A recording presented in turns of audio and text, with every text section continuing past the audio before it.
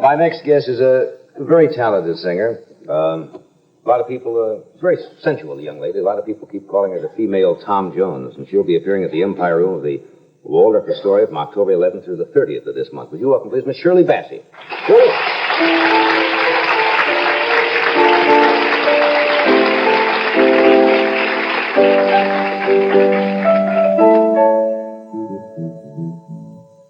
Yesterday, when I was young, the taste of life was sweet as rain upon my tongue.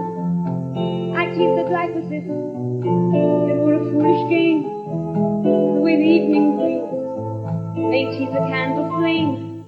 The thousand dreams I dreamed, the splendid things I planned, I always built laps on weak and shifting sand. I lived by night and shunned the naked light of day, and only now I see how the years ran away. Yesterday, when I was young, so many lovely songs were waiting to be sung. So many wayward pleasures lay in store for me, and so much pain my dazzled eyes refused to see. I ran so fast the time I knew at last run out. I never stopped to think what life was all about, and every conversation I can now recall concerned itself with me and nothing else at all.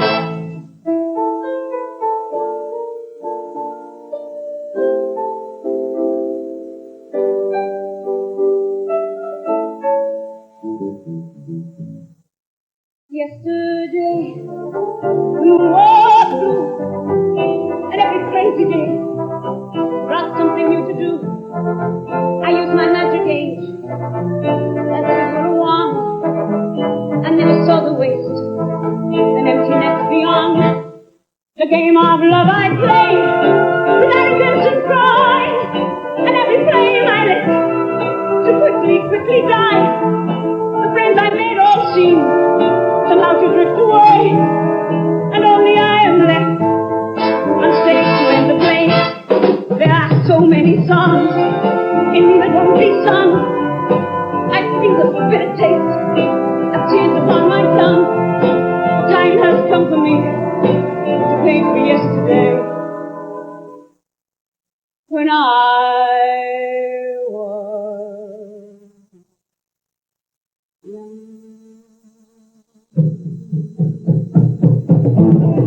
Yesterday, when I was young, so many lovely songs were waiting to be sung. So many wayward pleasures lay in store for me, and so much pain my dazzled eyes to see. Yesterday, when I was young, so many lovely songs were waiting to be sung. So many wayward pleasures lay in store for me, and so much pain my dazzled eyes refused to see. Yesterday, when I was young, so many lovely songs were waiting to be sung. So many wayward pleasures lay in store for me, and so much pain my dazzled eyes refused to see.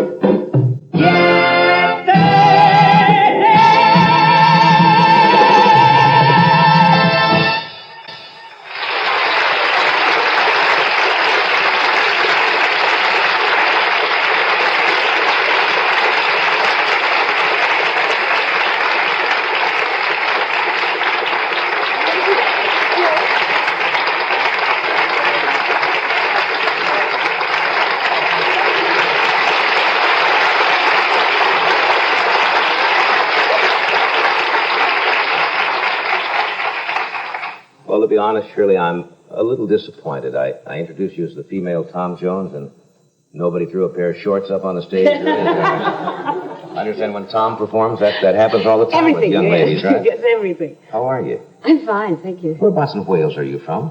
The capital of Wales, Cardiff. Cardiff? Yeah. Did you know Tom Jones when you were Not then, in Wales no. at all? No, I know him now. Yeah. How do you like that kind of tag or labels? A lot of performers like labels, some don't, where they call you the female Tom Jones. Well, it's better than being called the Tigress from Tiger Bay. Because I was born in an area called Tiger Bay in Cardiff, which I suppose is the equivalent to Harlem here. Yeah, so it's better than Tigress of Tigress Bay, huh? The Tigress from Tiger Bay, yes. So the female Tom Jones. It's a great compliment because I think he's absolutely fantastic. Yeah, Wales has turned out a few sex symbols in the last. Richard Burton's originally from Wales, is he not? Yes, yes. Huh? Yes. Is he not? Yes. Tom Jones? You don't find Richard Burton a sex symbol, right? No. Oh. What? Oh, Freddie does. Well, that's all. You know, it's the only thing that's important as long as somebody. Did you start singing professionally when you were in Wales? Yes, I was in amateur shows when I was in Wales. I was discovered in Wales. Then I went to London, and from there I became a professional singer. I went into a show called, funny enough, Hot from Harlem. Yeah. There's nothing hot about it, but... There wasn't. There wasn't, no. Didn't you have some crazy incident happen to you several years ago? Was that in England? Had to do with it. Somebody... I've had many crazy I'm incidents. referring to the one. It's somebody breaking into your standing outside your room trying to break in, and the police showed up, and it was just someone... Oh, that... I can talk about it today. I mean, it happened 15 years ago, and it was rather frightening at the time, because you see this kind of thing in films, and you read about it in books, but you never think that it could happen to you. And I was 20, and that gives away my age, doesn't it? It really does, yes. Well, If anybody has basic mathematics, that pretty well does it. Anyway, I was going with a boy, and I decided that to break it off, you know, Right. 20-year-olds do sometimes. And he wouldn't have it. And so this particular night, he broke into my hotel room with a gun and was just blasting everywhere, through the walls, through the doors, into the phone, because he told me to ring his mother, to tell his mother that he was going to kill me and then kill himself. And then the Sore mother... loser, isn't it? He was a sore loser, yes. And, of course, naturally, the mother didn't believe him. And he grabbed the phone from me and shot into the phone, believing that he would shoot his mother. You know, I think it was a bit... Yes, that's... So then, of course, before I knew where I was, the wardrobe was up against the door. It's incredible where crazy people get strength, you know, when they're crazy. And this wardrobe went up against the door, the trunk. I was going to Australia the day after.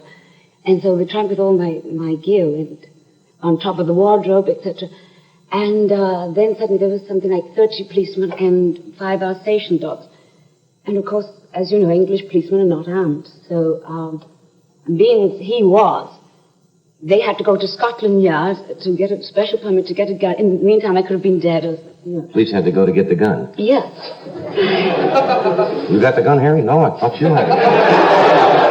Want to go get one? That's weird. It is very weird. And they cleared out the people on either side of my room and opposite, you know, because he was going crazy.